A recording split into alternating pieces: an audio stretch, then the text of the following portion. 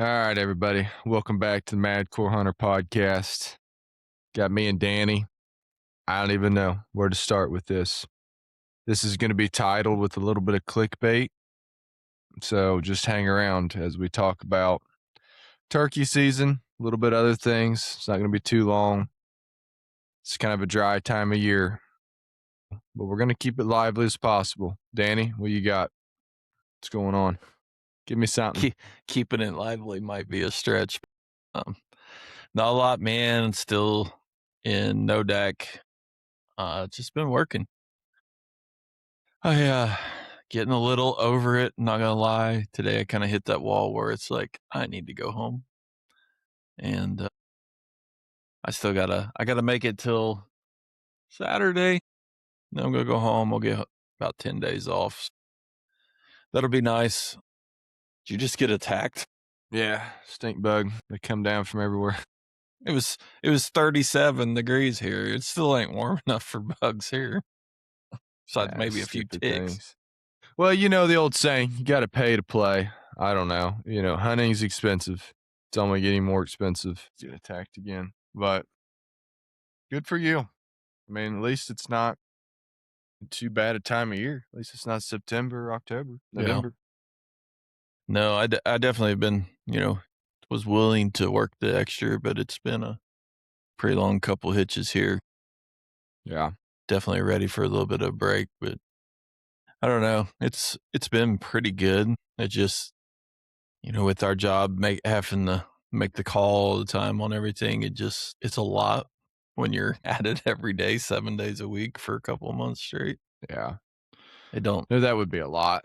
It's like this weekend, I had a couple things happen. It's like when my weekend, I feel like I get a little bit robbed, then rolling into the next week is like harder. I didn't get enough to do like what I want to do. Not that I don't in the evenings, you got obligations, but like we had some good things. Like we had one get together I was looking forward to, another not so much. Then yeah, say a prayer for my wife's grandpa. He had a pretty good heart attack over the weekend. So we had that and other things, man, and just stuff you want to get done on Sunday. It was filled with good and bad. My son also turned 2 on Sunday, so what a blessing that's been. Just time flies.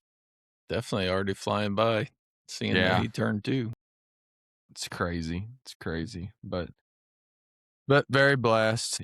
Makes you count your blessings. When you have a family member suffer something like that. But yeah, I don't know, and I've just been in a lull a little bit because doing that Ironman.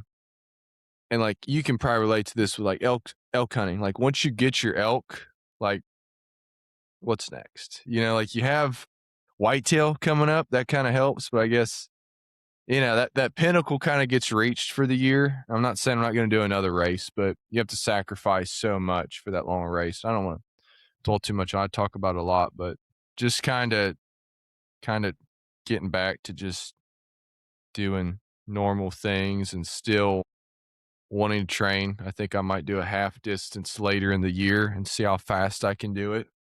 But yet, my wife has goals and I need to support her the way she supported me and be there for them. And, you've got food plots, I got house projects. We've got that stuff coming up. We need to get, our buddy Rob, he's been planting food plots like crazy, kind of some summer blend and such. We talked about that last year.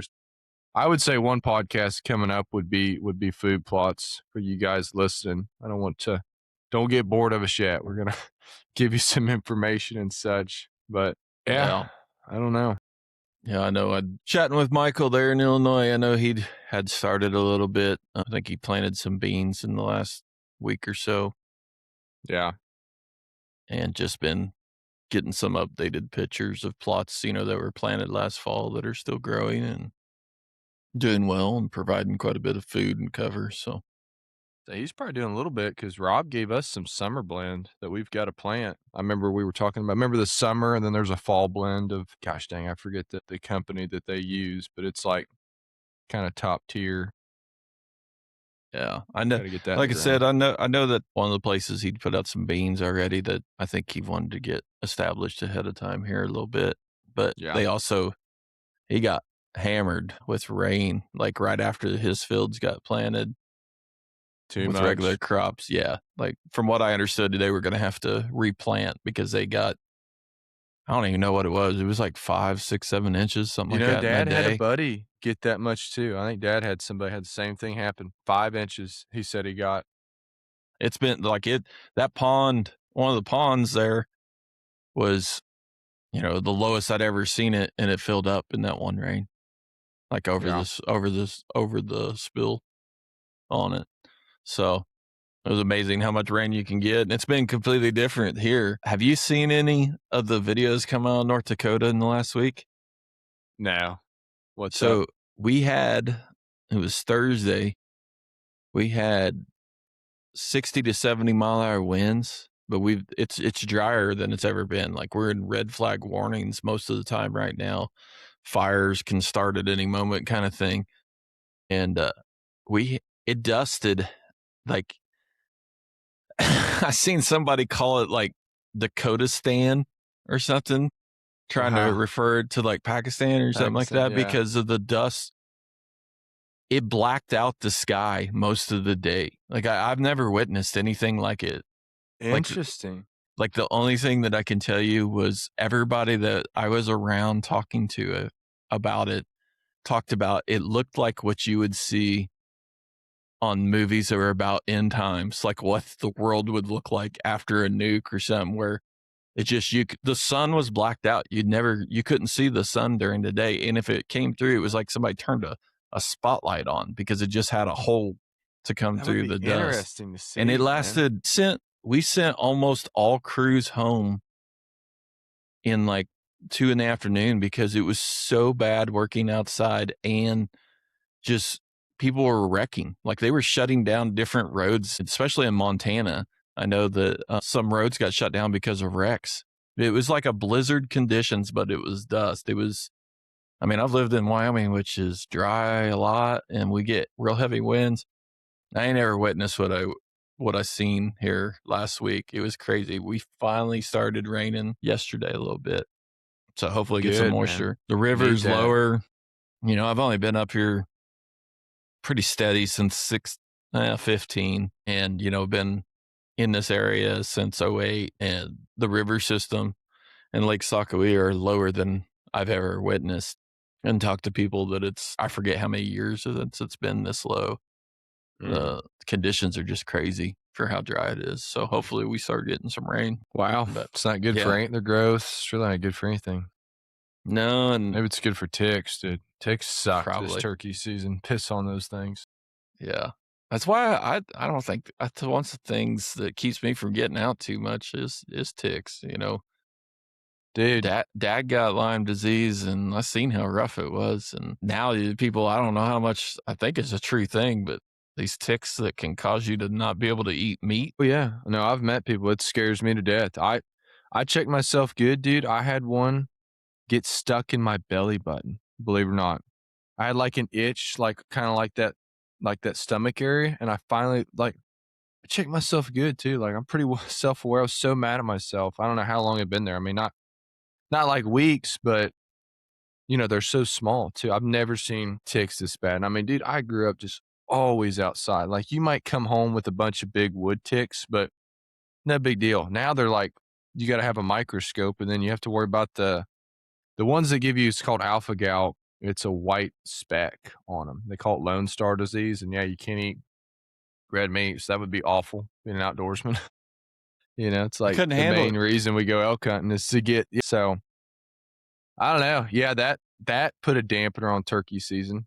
I guess I do wanna talk about turkey season. We kinda didn't last podcast, and we're probably a week behind, but Ohio is still in, I think, or just went out. But yeah, tough season for you guys out there that didn't get a turkey or didn't have a very good season. It was not an easy season. I talked to several people, said worst turkey hunting ever, this and that. Now, I don't take time off for turkey hunting, but I did. I was fortunate enough to kill two, one in Indiana, one in Kentucky. But usually, because I had a little bit more time, I had to give up the opening weekend in Kentucky for my race, and I didn't hunt, a ton of evenings, this and that. I kinda just figured it would happen, but it was tough. I did not call one turkey in, and I tried to take my friend and took dad and this and that. Didn't call one turkey in, and the 2 that I shot were like a stock type situation.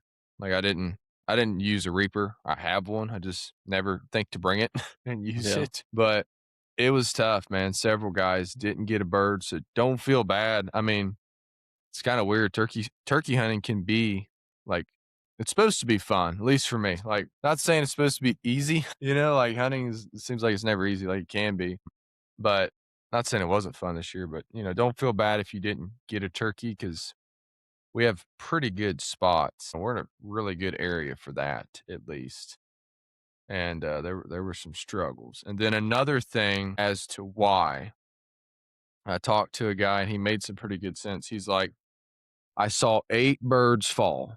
So he was a part of 8, and then me talking to him, I was a part of some as well. I was a part of my 2 at least, and dad he got one, he got a Jake the last day. So, part of those 3, and then he got my grandpa one, which shout out to him, man. First one he's gotten in a while with surgeries and such. He got a pretty big Jake actually, but he got a Jake. So where I'm going with this, let's just count. Let's see. That's 4, 12 birds. Not one was a 2-year-old. This guy seems pretty knowledgeable. So, what does that mean? Well, 2 years ago we had a bad hatch is what he was thinking. And 2-year-olds is like, that's the bird that comes in on a string, and like is hammering and such. So, I think that's another reason guys were struggling. I don't think there were as many gobblers.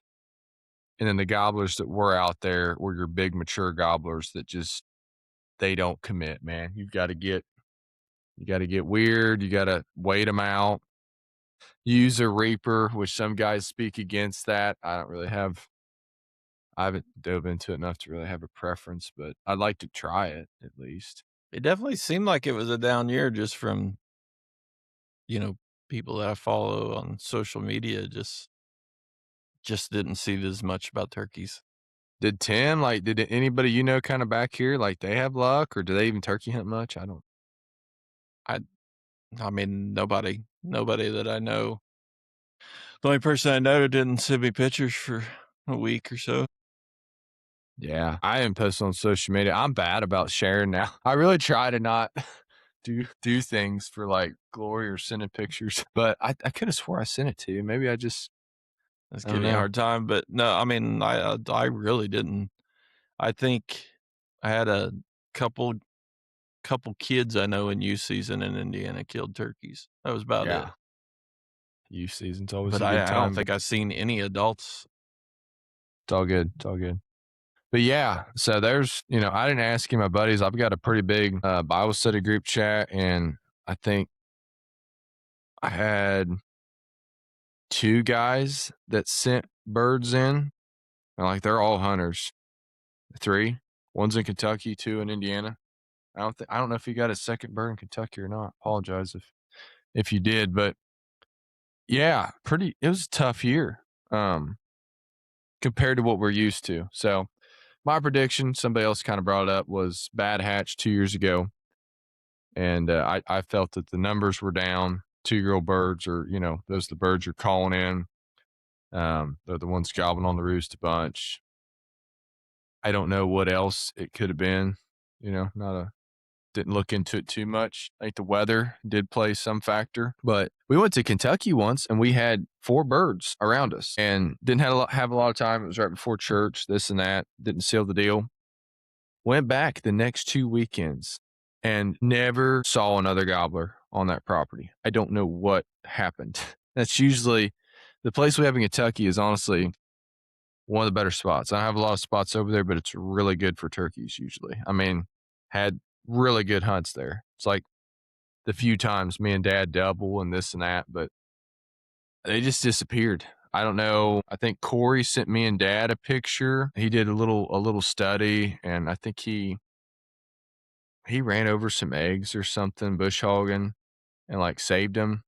or something, or saving them from trying to make sure they hatch, because it was such a rough year. And he dated when the hen was bred, kind of back to mid-April and such. So I don't know, or not really bred, but when she laid, so she was bred. They pushed the seasons back, or at least Kentucky. A lot of guys were complaining about that. So maybe it just happened Are you early still this year. I seeing, don't know you that know, too. what you feel like is the same amount of birds driving around and stuff like that? Just less?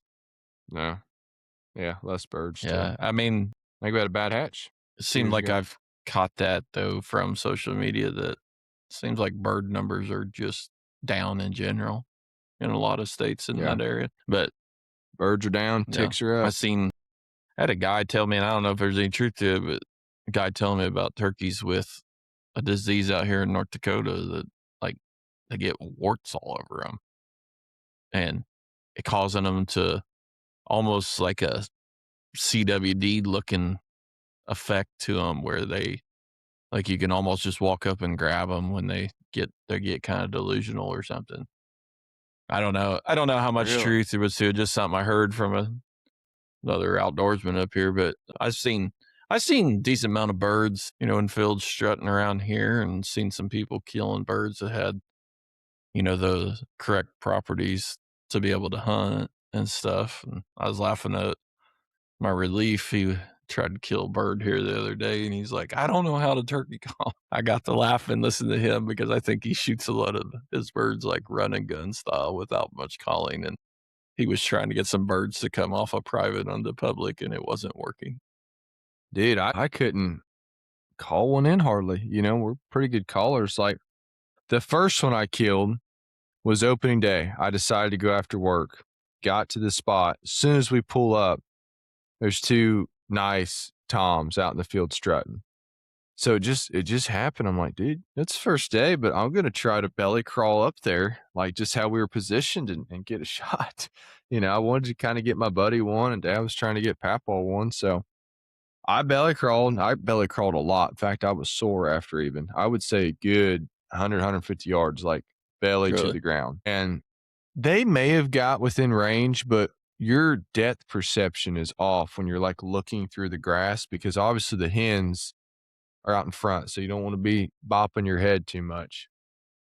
But probably could have shot one at like 55 yards, which, old timers say that's too far. Some guys say, if you don't get them within 40, you shouldn't shoot. But definitely with the shells they have now, that's a doable shot, and seen it done multiple times. But didn't want to force it, and it's just kind of right out there. Dad wasn't even really with me, so kind of a dog, like a neighbor's dog, came over and started barking at me. So the, the birds run down the ridge. So it's a ridge type hayfield. It's real long. And they kind of pop over. So go back, game plan. I'm like, it was pretty early after my race. So I didn't want to do a big jaunt. Like, I was still recovering, because we thought about going like a big circle. I'm like, no, let's just stay on this side. And I don't feel like, going up and down hollers, not that I couldn't, but just, it was an evening I wanted to get back to. Just thought we would try. So we make a setup, because I had peeked through and saw that those birds started strutting again towards the end of this ridge, and made a setup, and I couldn't see. The sun was in my face. Dad was back a little farther, and I go to get up, and he's like saying, get down, this and that. And he's going like 40 yards or something.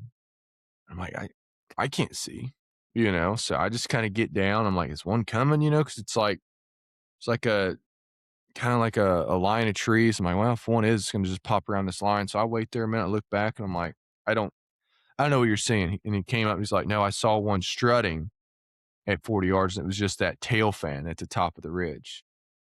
And I'm like, and this, not too much time had gone by. So I'm like, well, I gotta get back. It's dinner. It's middle of the week.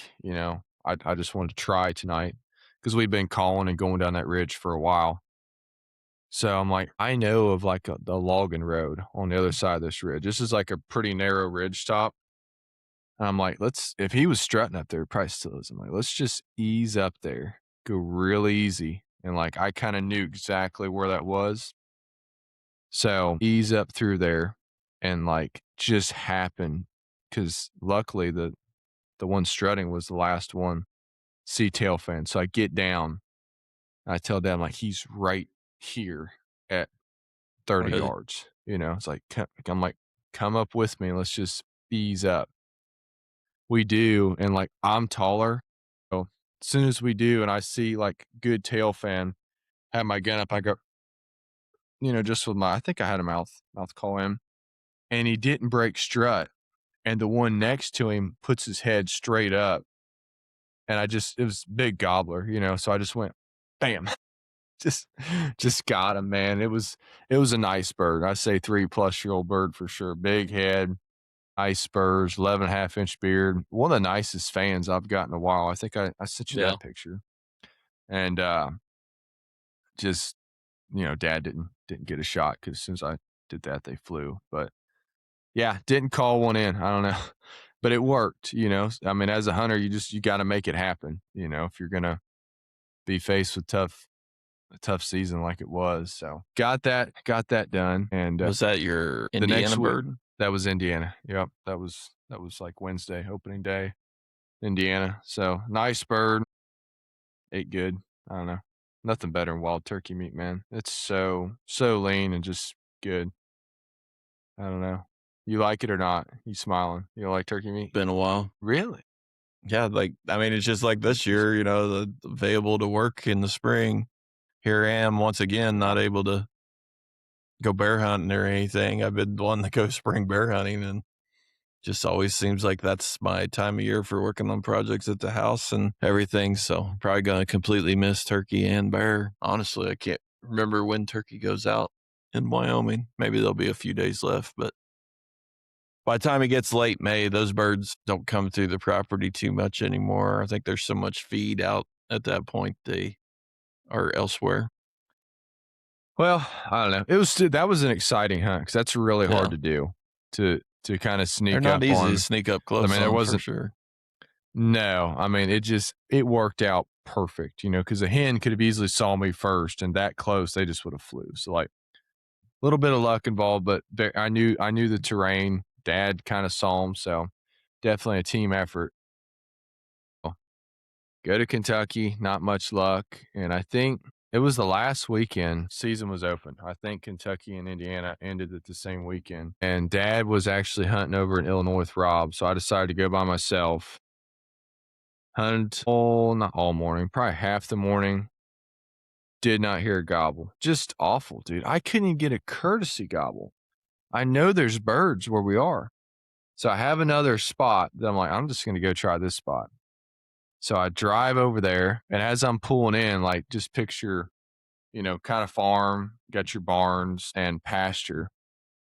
And I pull in and like, dude, they're out in the pasture, kind of down by the old barn. So I'm like, do, just the farmer pulling in, don't take off. So, dude, I pull up there and get behind like this shed. That way I was like, these suckers, I'm not even going to try to go down there and say, oh, let me see if I can go call one in. The heck with that. Open the door, don't even close it, grab my gun. I get down around and I go sneaking around the old barn because I'm like, if I can get around there and get to where it's going to be close enough, I just got to make sure they don't see me first. Because it was like, I think it was either two jakes and a gobbler or two gobblers and a jake. I know one was a gobbler, one was a jake. I'll start sneaking through there, just kind of taking my time because they didn't, take off. They're used to trucks coming in and out, this and that. And just kind of listen, this and that. I don't know, not too much time went by. And I just kept sneaking and sneaking. I thought I knew where they were and get up there and I'm kind of crouched. All of a sudden I see I knew all of them were, you know, shootable. And I just happened to shoot the big old Really? gobbler. It was awesome. Yeah. I think it was, or at least it was a gobbler. It wasn't the Jake, but he had some hooks on him Nice. and nice beard and, and got him. So I don't know, not the textbook, sit and have one fly down or call one in, but it's a tough year. I don't know what you want to do. You got to get it done Uh, somehow. I think I've talked about it before when I first moved to Wyoming, and you could use like, you didn't just have to use a shotgun or a bow here, you could use pretty much any weapon. I long gunned a few, and it was worth doing once or twice. It was fun. Like, I mean, Yeah. they were still No, we were still calling to them and stuff, but it was catching them with hinge strutting and shooting them at 100 yards. no, this was a lot of fun, honestly, doing it like that. Like, it just happened to work out. Just, you gotta be persistent and just put yourself out there, and that's what I did because I was going quite a bit. Another thing I'll say, and see if anybody else had this experience, because both these birds, I promise, 3+-year-old birds, another guy was saying the same thing. This has been backed up as well. They only weighed 20 Really? pounds. Usually you get a 3-year-old bird like 23, 24 pounds at least, maybe 22 and lower if he's been fighting, but I'm talking just making 20 pounds. And it was a rough winter, and nowhere that I hunted was like farm, like crop type land. So these are kind of pasture ridge type turkeys. So maybe that's a little bit against them. But yeah, I don't know. Usually even a 2-year-old, get 22 Yeah. pounds. So they were light this year. Had some other guys confirm I that as think that well. is kinda interesting. That is pretty a light bird. I mean, Hmm. I haven't Yeah. I hunted mean, back I've there killed for Jakes years, 20 but pounds. we killed Good Tom. He was in that 24 to 26 inch or 24 to 26 pound weight frame, on a decent Yeah. bird back in, I mean, that's 90s. I mean, I've killed quite a few turkeys. My biggest is 26 and a half, but that year I killed a 26 and a 26 and a half. That was a really good year. And I think one was even a double Yeah, beard, but just, I think it was a bad hatch 2 years ago. And I think this was a hard winter. It was for this area. That was a is it hard winter. still, like, pretty popular there? Like, a ton of people hunting? Turkey, Yeah, turkey hunting. Oh yeah. Yeah. A lot of people turkey hunt. Yeah. I'd say because I would say when I grew up as a just as kid that, like, popular. there wasn't a ton of people doing it. I think it's definitely gained Yeah, I mean, popularity, I would say. Now there's calling competitions and just the outdoor channel. I think every hunting is growing despite like what the numbers say. I think there's more people doing it, like yeah. everything. I mean, there's just so many more people that I don't think it can't grow. Even if the interest is down in it, it's hard to know that because there's so many people. Maybe the same percentage of hunters. I don't know if that's changed. Well, even if it isn't, for taking away the landscape and the habitat, they're putting up subdivisions and this and that. So if the numbers stayed the same, you're going to have less Yeah. animals. They have less places to Yeah, go. it's just But I think it's only growing. I do. And then the people are growing and the habitat's lessening. I stated this the other day, and I've kind of leaned towards that on here in the podcast, but I hate saying it, but I don't know if I'll see it or not for sure, but I don't think we're that far from you're not going to be able to hunt in other states. Like you're going to have to hunt where you live. Like it's just going to get harder and harder, and more especially like I see every year something changes. Like this year, and I was I'm not agitated about what the state did, but I am agitated about like there was no notification prior to putting in, but I put in for like I think it's any deer in North Dakota archery. And it's gotten harder over the years. I'm used to that. Used to it changing every year, getting more and more difficult. But now the state of North Dakota passed it, and it's going to affect all, even just their any whitetail tag is a non-resident can't hunt for the first 9.5 days of season unless you have private property to hunt. So that it's great for the residents because that means that they won't have near the pressure for the velvet bucks. But majority of people that hunt in North Dakota, well, not majority, but a lot of people that hunt North Dakota love to come here because you could hunt bucks when they were in velvet, especially whitetail. And that 9.5 day being blocked on public ground is pretty much eliminated having a chance at a velvet buck, especially whitetail. You might still be able to hunt mule deer if you had any deer tag, but It just, changes. I'm not Wow. overly concerned about it because, you know, I'm up here working, so I'm able to hunt most of the season, but it'll definitely help some resident buddies that hunt public ground for sure because it's gonna cut down the pressure by a ton where they're at. And which I talked to Game and Fish last year.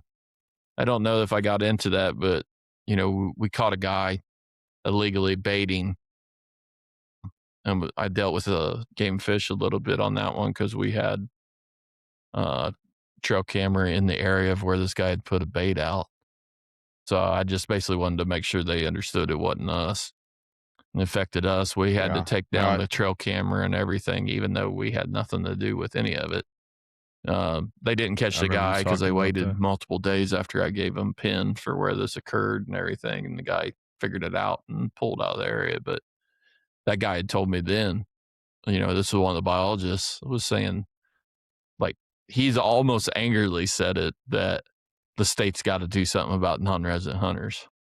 And which, hey, I get it. I live in Wyoming. I know all about, but I've always felt a little different about it because all of my family and friends were from out of state. So even though I was a resident of Wyoming, I was dealing with all my hunting camp coming from out of state. And I've watched it go from being able to get a tag every year to now, if you can draw it in 6 years, we're doing well. So, Yeah, I think they technically are. They've moved the percentages on non-residents and and it's residents, just, so they are doing something. But yeah, it may get to that to where, hey, if you don't live here, you're yeah, not I mean, hunting it's, here, it's honestly what, or unless you go through an yeah, outfitter, there's probably going to be there'll be no. that. There'll still be that, but it's just how it is. It's getting more expensive to go on any style hunt. Anything that you want to go on hunt Oh, just yeah. goes up every year with cost of living and everything. Like, honestly, it's why I'm still in Wyoming, and that's hard because it's like I would like to go to a different state, but I would have to face the fact as a somebody that wants to hunt elk every year, realize that I'm gonna go down to being lucky if I can draw anything in a year, you know? So it's just something that's changing. It's part of it. We're gonna deal with it, but it's Speaking of like I just draw, feel like every year, what I'm saying is just coming closer and closer and closer. And it's gonna be no, it whitetail is. hunting it's probably already happening, but they I love there's whitetail been a hunting. whole huge conversation on social media that Michigan's trying to go to one deer, that happened in Indiana a long time ago, but I was there to witness Indiana going from 2 deer to 2 buck tags to one. And I ain't saying it's a good or a bad thing either way, but just change always a coming. I think it's positive. Yeah, I wouldn't bother me none. But Dave, did you draw Kentucky? Which I'm sure you told me, or I are had the to look results the other out? day. I was like, I would like, I would How do like, you look? Let I me would look real like quick. to think that they would notify you if you drew that tag, but I didn't look for your name, but I did not draw. Somebody named Will Moore drew, but not Danny. Let me check live Yeah. right now. Let's see if I I I would got hope in they would here. have notified you. I don't know. I don't check my phone very Most much at most all. of those names come from Kentucky. Really? Yeah, it just always is. I mean, they get the majority of the tags there. Not selected for elk quota hunt. We're sorry you were not selected for the 2026 elk quota hunt. Thank you for applying and supporting Kentucky's elk Yeah, program. You're welcome. Sons of guns. Kentucky's not bad. You only lost 5 or 10 bucks there. I put in Oh, for all sorry, three. It's like 15 30 or is it bucks. 30? Was it $5 or It's $10 a 10 piece? apiece. That's 10 Dang. apiece. Let's see that 30 bucks again. I did not draw. I think I might mention that. I did not draw the North Dakota elk tag. That was a bummer, but I did find out I got in a raffle for the moose tag, a moose tag in North Dakota, which was pretty crazy. But I haven't heard Never if that know. one's drawed yet. I think it draws in June. Don't go to the casino with us, is what I'm hearing. What's that? I said, don't go to the casino with us, is what I'm hearing. Let's see what else. Oklahoma, I haven't found out on that draw yet. I do think I find out about Wyoming large game this I think the 21st. I think you did you apply or no for Wyoming? No. for So Colorado. Wyoming results, I think, for non-resident elk come out the 21st, which is Thursday. I think so. I think that's getting ready to happen, but I don't even know. I don't know if I got anybody that applied that I know here besides Zach. I think Zach applied, which, he don't know points, so he's going on hopes of a random draw there.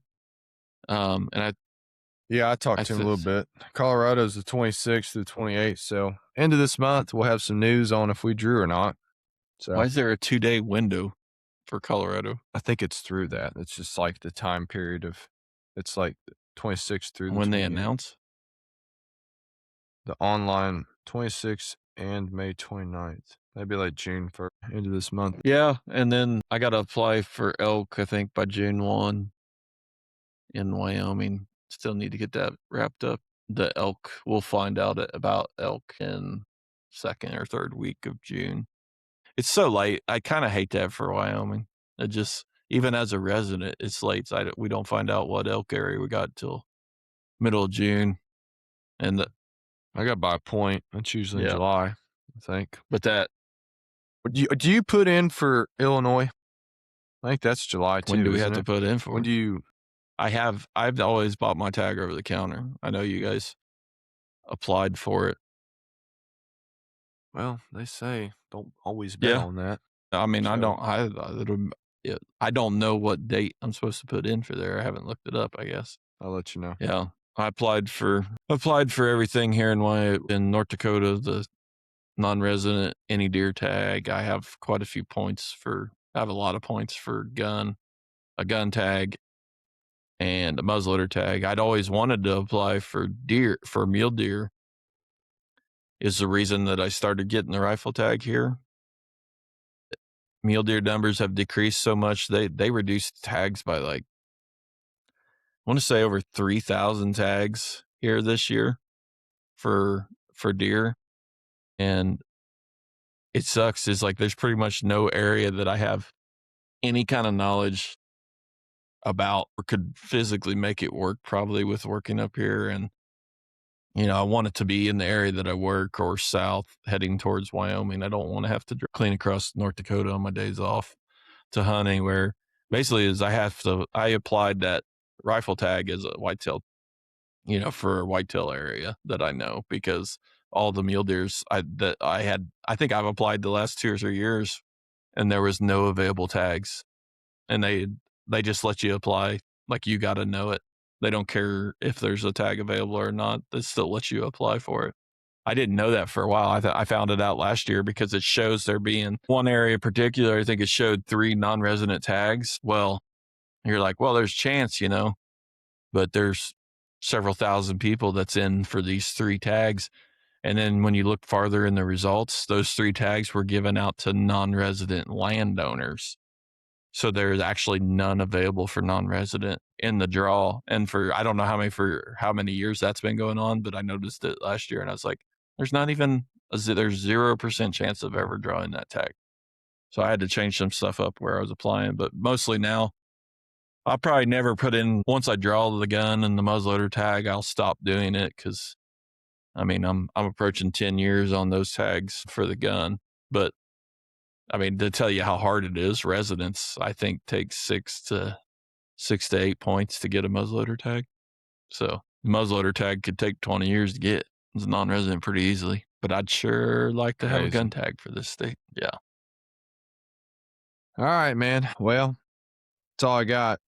Better luck next year, turkey hunters. Yeah, no kidding. It's all good. It's all good. I ain't got anything else. Do you? Any announcements? No, just need to actually be home so I can find some motivation for shooting the bow and that kind of stuff. Shout out to our sponsors. For all you guys that don't know, we're now sponsored by Hoyt, Can-Am, Mossy Oak, and Realtree. They somehow made something come You together. kind of lost me with the real Yeah. tree portion there. Hey, free money's free money. Just kidding. Don't have any sponsors. All right, guys. Well, we'll see you next week and see you, Later. Danny.